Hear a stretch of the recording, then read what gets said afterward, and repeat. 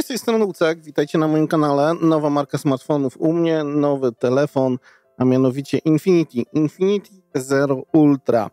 Jak wygląda, co potrafi, pierwsze wrażenia, więc sobie zerknijmy na niego, sprawdźmy jak ze specyfikacją, co w ogóle na dzień dobry.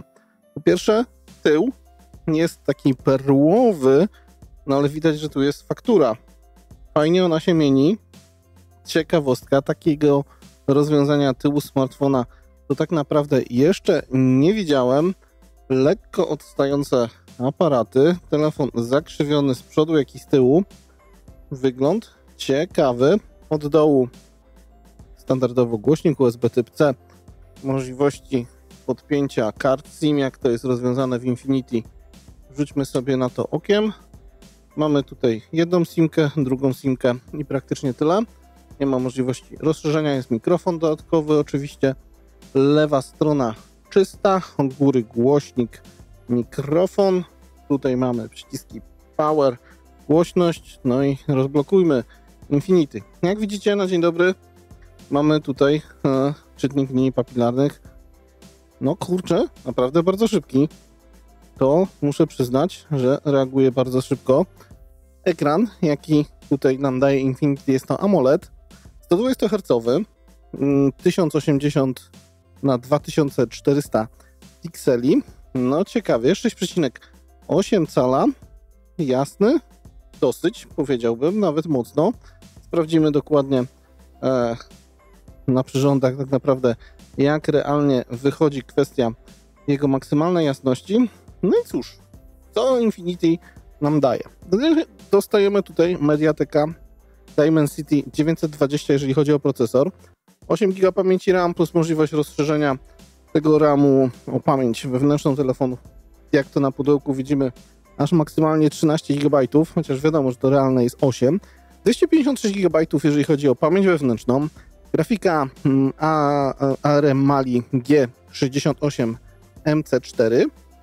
Wstępnie wygląda to fajnie. Infinity ma swoją własną nakładkę, co też już od razu widzimy. Ciekawostką, tu jest taki jakiś część, gdzie możemy sobie mieć przypominajki, różne skróty do najbliższych aplikacji, kroki, co gdzie używaliśmy, wskazówki, ważne daty. Pewnie można sobie to fajnie zmieniać, sugestie, pogoda, no to takie widgety ciekawe. Mobile Cloners, o co chodzi?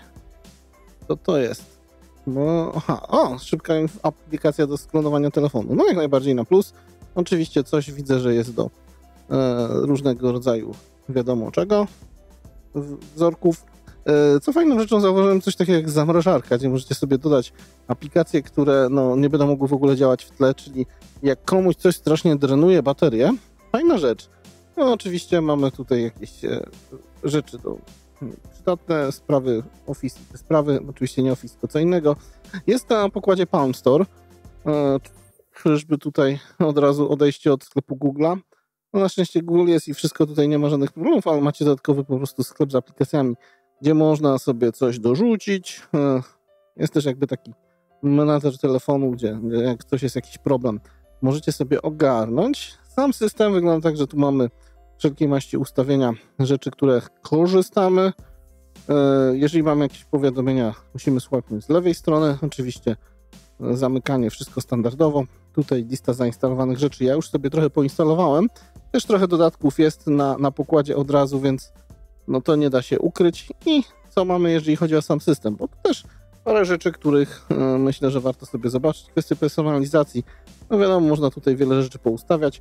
Wyświetlacz, myślę, że tryb ciemny jak zwykle. W przypadku AMOLEDa wskazana jasność adaptacyjna możemy oczywiście dodać. Ważna rzecz, że też jest tryb wysokiej jasności. Spoko. Co tu jeszcze mamy? Ochronę wzroku, styl kolorów. To możemy zobaczyć, co tu mamy. Mamy ciepłe, domyślne. Temperaturę oczywiście, jeżeli chodzi o kolory. Jaskrawy i oryginalny. No to powiem wam, że jaskrawy wygląda ładniej. Zostawimy sobie go. Rozmiar czcionki to klasyka. Kwestie dotyku, czyli szybkość przesuwania, prędkość ruchu. Może to nie z dotykiem, tylko z odświeżaniem, tylko właśnie z dotykiem związane. Automatyczne obecenie ekranu. To bym sobie też włączył. O i właśnie, częstotliwość odświeżania. Mamy albo automatyczną, myślę, że to najlepsza opcja, jeżeli chodzi o baterię, ale można też wymusić 120 Hz. Wygląda ciekawie. Centrum powiadomień, hasło bezpieczeństwo. O, rozpoznawanie twarzy. Jeszcze nie zarejestrowałem swojej, ale to później wam pewnie przy recenzji więcej powiem, jak to działa. Maraton energii, ciekawa nazwa, ale chodzi o to, że możecie sobie wyłączyć tryb oszczędzania. Realnie pokazuje na ile godzin pracy funkcja. Jest Power Boost, czyli możecie go tak naprawdę spowerować, że będzie podkręcony, tak to nazwijmy, albo ultra energooszczędny. 37 godzin, 42 dni, no ale na takim turbo. A no normalnie mam 98, zostało 14, czyli no taka jednodniowa pewnie bateria, jak to zwykle. Funkcje specjalne, tu bym rzucił okiem, bo jest oczywiście coś takiego jak multi-window, spoko, że możecie sobie takie pływające okienka zrobić, jak tutaj widać na tej animacji. Spoko, większość już takie rzeczy ma. Szczerze mówiąc, w żadnym telefonie tego nie używałem, ale jest.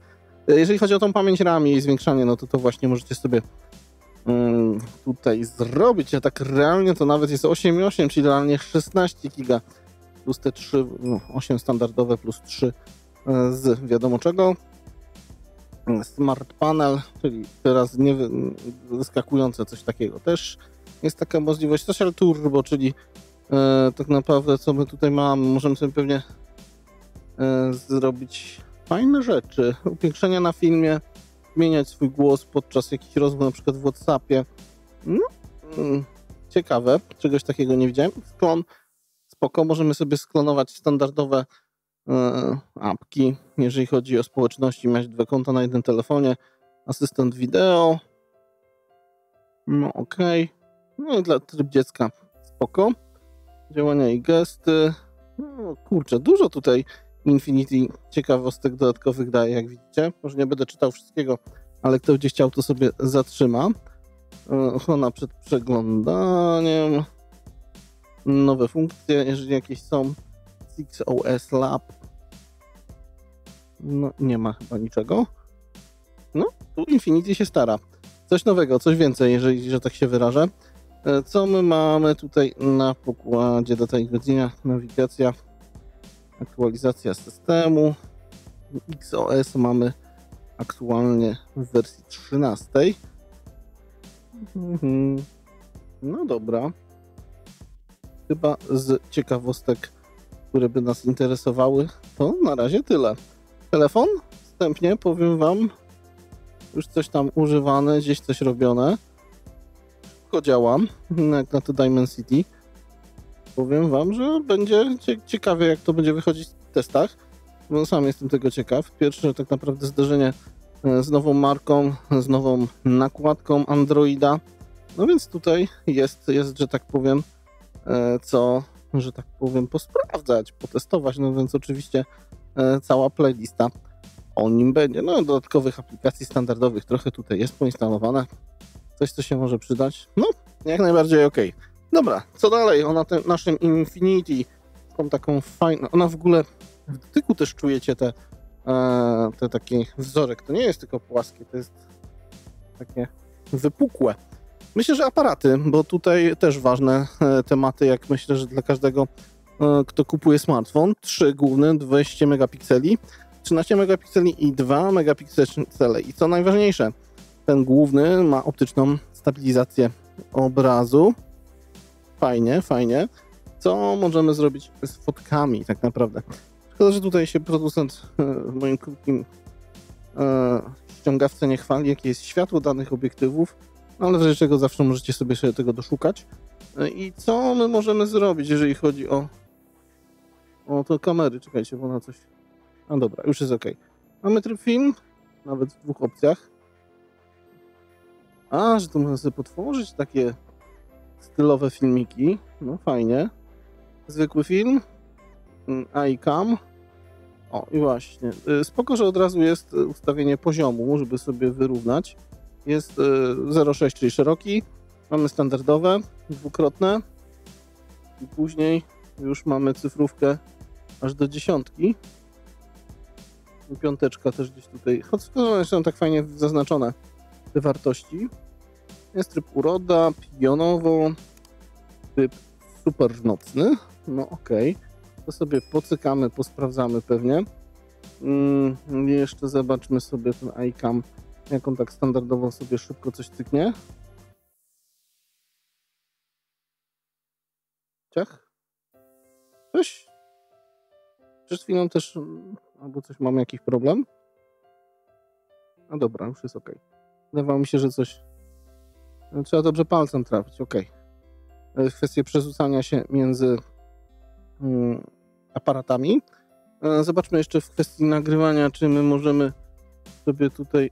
Ojej, ale to tutaj nie działa. Od 0,6 do 0,9 coś możemy sobie poruszać, jeżeli chodzi o kwestię zoomku. No i co my tu jeszcze mamy, jeżeli chodzi o standardowy? Czy tutaj jest... No tu już można bardziej z zoomem cyfrowym podczas nagrywania lecieć, ale jakoś tak mało wygodne, bym powiedział. To i jeszcze ewentualnie dodatkowe tematy, co jeżeli chodzi nam o tryby, które możemy sobie tutaj dorobić w tym aparacie. Dobra, to tyle. Właśnie jedna rzecz, którą wcześniej już zauważyłem, jeżeli macie coś w tej płaszczyźnie, ten powrót taki trochę do pełnego ekranu czasami irytuje, to takie słabnięcie stąd, ale to o tym będzie w speedtestach, to zrozumiecie, o co mi chodzi. Co dalej? Zestaw fajnie bogaty. Jest etui, to jak najbardziej na plus, bo inaczej to ten smartfon nie wyglądałby tak ładnie. Jest ładowarka, ale słuchajcie, 180 W. To już jest naprawdę potęga. Nie ma łatwo. Jest kabel USB Typ-C i to naprawdę gruby i pancerny. A żeby jeszcze dalej nie było łatwo, do tej ładowarki mamy baterię 4500 mAh. Myślę, że mogło być trochę więcej, no ale cóż, tak jest tutaj na pokładzie. I co jeszcze z funkcji, które są przydatne? Na pewno jest radio FM, to się Wam przyda niektórym, którzy lubią sobie coś posłuchać. Jest Wi-Fi 6, czyli Wi-Fi jest do standardu AX, spoko. Jest oczywiście Bluetooth, GPS, NFC, USB-C i oczywiście OTG, też można sobie coś tutaj wpiąć. Jest wsparcie dla 5G, też spoko i praktycznie. Z ciekawostek myślę, że tyle. Smartfon? Może jasny, każdemu może się podobać, nie każdemu. Wygląda schludnie. Trochę inne podejście do tych aparatów. No zobaczymy, jak to będzie wyglądać. Właśnie jeszcze odnośnie etui, naprawdę dobrze podniesione, jeżeli chodzi o ochronę najważniejszych rzeczy, czyli tutaj aparatów, ekran w tej płaszczyźnie ok, tej raczej no mógłby się gdzieś obić o tą krawędź, więc tu trzeba coś na pewno założyć i uważać.